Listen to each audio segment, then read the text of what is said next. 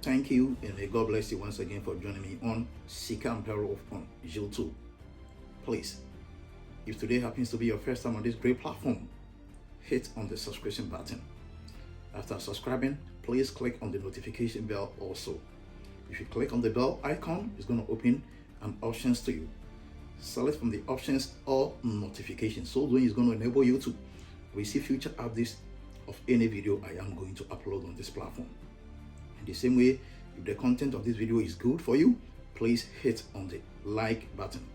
So doing triggers the YouTube algorithm in promoting all videos on this platform better. In the same way, you can also share this video to enable you to move from this platform to go across other social media platforms. And most importantly, please don't be selfish. Share this video with your friends and recommend this platform to all friends, colleagues, and family. Thank you, and may God bless you that you are going to do that. Again, this is a beautiful day that the Lord has made. We all feel proud of this day. We are all enjoying this day together. I'm here once again for my fellow Africans. I'm here once again for my Africans in Diaspora. We are together learning. We are together figuring out the ways and means we could better our life here so that our families back home could also have impact on our firm foundation that we've been able to establish here. If you're Africa and you're fortunate to be in a place like America, if you're African and you're fortunate to be in a place like Canada, if you're African and you're fortunate to be in a place like United Kingdom, these few countries for these few countries I know of, what I'm about to talk about. You see, let me use America as a case study. Okay, so American economy is a credit rating economy. It's a credit rating economy. It's an economy that has been built on credit. Okay, so this is a country that you can most importantly receive barely everything on credit, and as you receive it, you are using it, you're enjoying it, then you're also paying for it. That is the kind of economy that these people has been able to build for themselves. And most importantly, Africans, we comes into this country, and we are like looking at this system that these people has been able to build for themselves, just opposing it to the system that we're having in Africa, especially my own country, Ghana. In Ghana, we don't have a credit system like we are having in America here. In most African countries like Kenya, Ethiopia, South Africa, we don't have this credit system like we are having in America, Canada, or UK, or most Western world. But in America, this is how they're making life possible for their citizens. This is a country that barely anybody could be a driver and could be owning a car. This is a country that barely anybody could be a motorcyclist and be able to own a motorbike, because that is the kind of system that they've been able to build for themselves. Once you are working, once you are making good amount of money at the end of the month, once you are monitoring the rate at which something is being borrowed to you and how you're also repaying it back, and you are building a very good credit history and a very good credit records, technically speaking, you could be on the pathway to own anything in America. And people that does understand the credit system in America has become a millionaire in just a slip of tongue. This is a country that people can just sleep in the midnight and wake up to become millionaires, knowing how they manage their credit and knowing how to harness on the credit system to be of their benefit and to be at their advantage. And I believe that as Africans, we are also here not just to be working so hard, not just to be doing any ordinary job and to be making money. We are also learning how we can also take advantage of the credit system, take advantage of the system to also become millionaires, to also become people that have power and influence, that we can support our own people here and to also support the African continent in general. Like I said, if you come to a place like America, among the best ways that you could be able to learn, to understand the system, to understand how things works here, and to be able to better yourself well, is sometimes for you to associate yourself with the people that knows a lot about this country.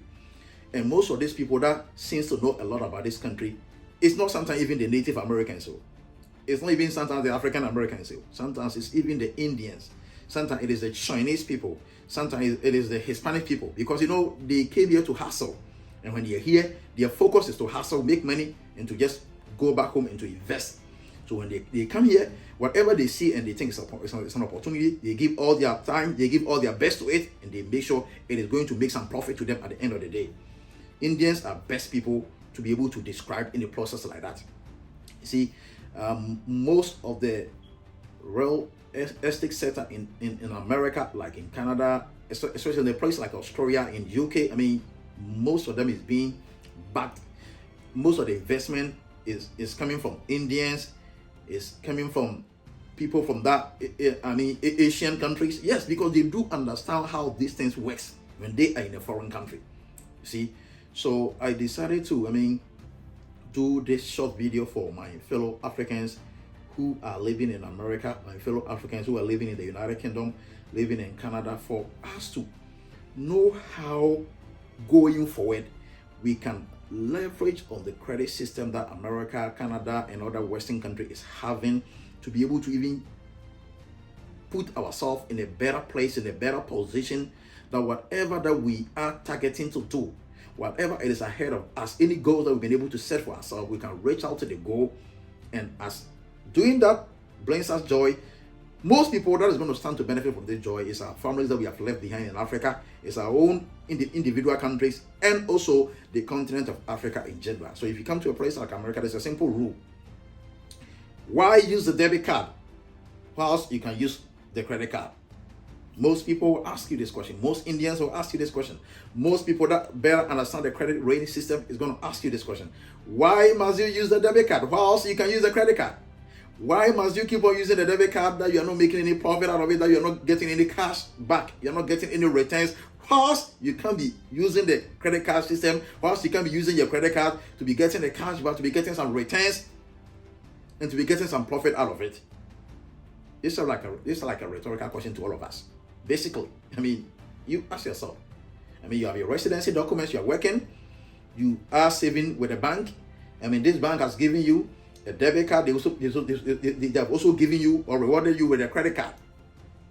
But you see, as Africans and with our sometimes with our limited understanding with the credit system, it is like we don't want to put ourselves in debt.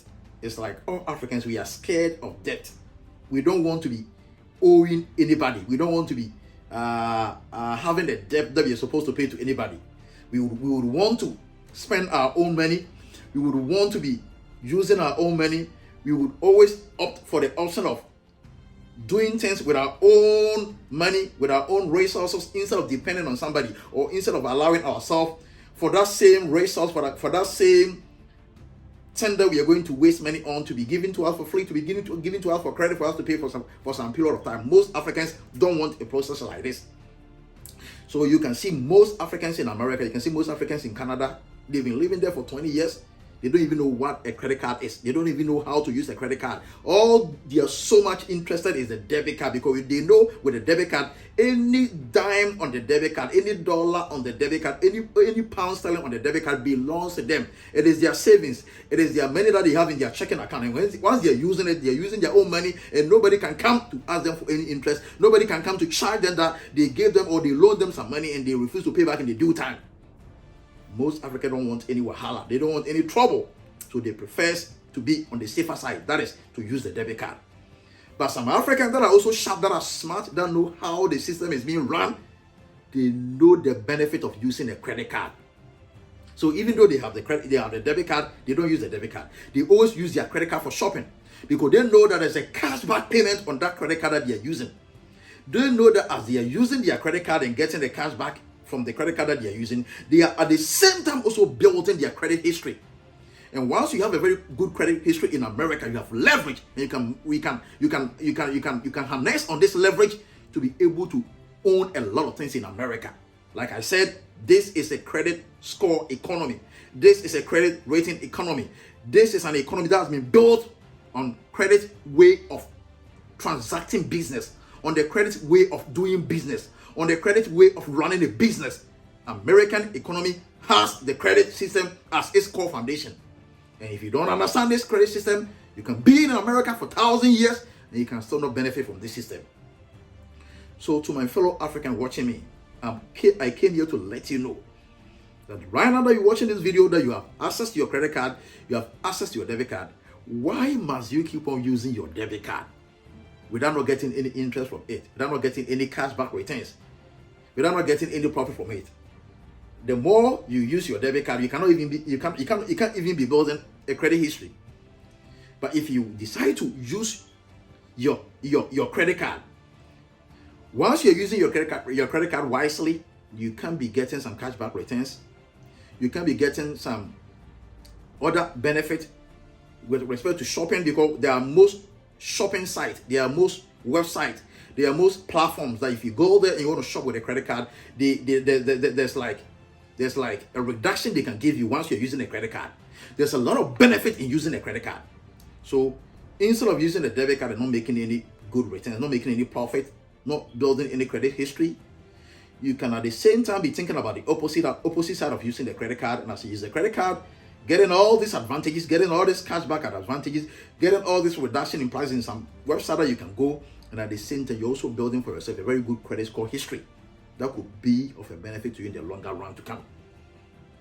So to my fellow Africans, if you have a debit card and you use your debit card to buy something, that is $100, okay? And at the same time you have a credit card that you can use it to purchase that same item of $100. The only difference between the two is that with a debit card, there is nothing like a due date for you to pay before the month gets to a close, or maybe after the month has started.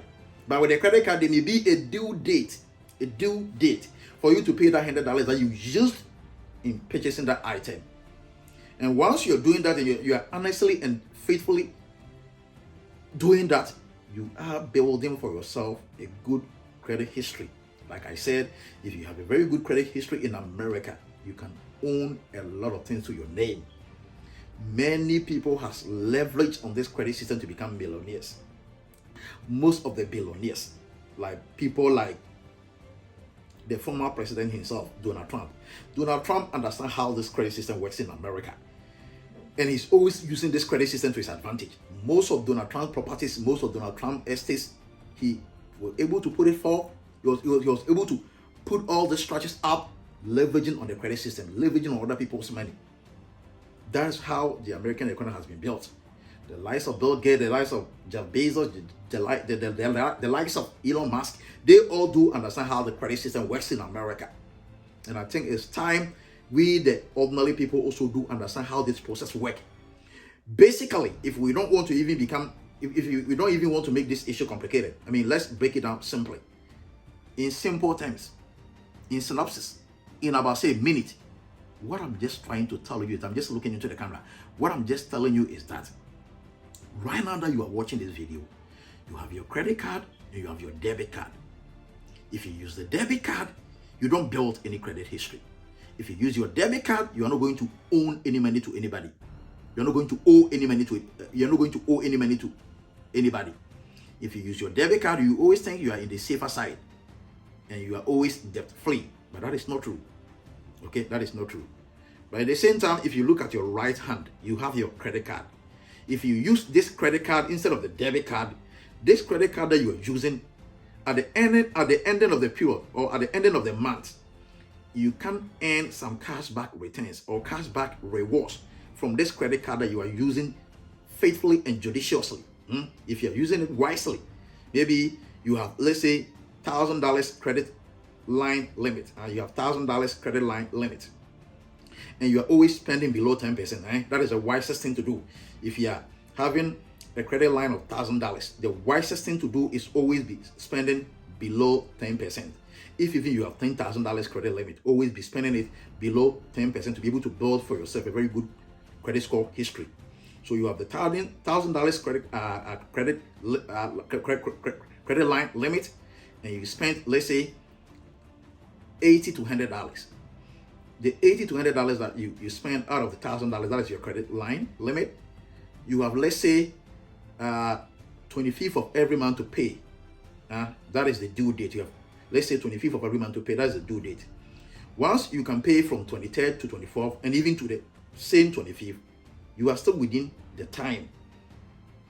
You are still within the time. You were not late in payment. You were always making a proper payment. You pay before your due date, or you pay within the due date, or you pay in the exact day for the due date. You are always making your payment. I'm telling you, if you can judiciously and consistently be doing this in the next 6 months to come, you are going to have a very good credit score history. That is the first benefit. The second benefit is any month that you spend money out of this credit card, you are able to also get some credit card rewards or cashback rewards or cashback returns. That is if you know how to use this credit card well. And as I said, in this same credit card that you are using, instead of using the debit card, there may be some shopping websites that you can go, that if you want to purchase something and you're using a credit card, there may be a reduction, there may be a discount. So there's a lot of benefit of using the credit card, and the benefit of using the credit card far outweighs the benefit of using the debit card. As Africans, I know how we are sometimes having that stingy mentality, that mendicant mentality of not trying to owe money to anybody, of trying to always be in debt free, or trying to always run away from problem. But mind you, if you are in America is a risk-taking country. If you understand the credit system, you're ready to take some risk. You can become a millionaire. You can become like a business mogul. You can become like a business tycoon. You can become like someone prominent in the nearest future to come if you do know how this system runs. So I came with my simple self, with the little and limited knowledge and understanding I'm having in this area, judging from the people that I'm working with and the knowledge they are extending to me. I decided not to keep it to myself, to also share with my fellow Africans that it is better always for you to be using your credit card instead of using the debit card. And mind you, if you use $100 out of your debit card, if you use $100 out of your credit card, it is the same thing. The only difference is that once you use the debit card, you are not paying it back because it is your own money. The only difference is that once you use the credit card, $100 out of the credit card is the money that's been given to you. It's not your money. So you're going to use your own money to pay back the $100 the credit company or the credit card company gave it back to you. So it's the same. No difference. It's just a matter of understanding.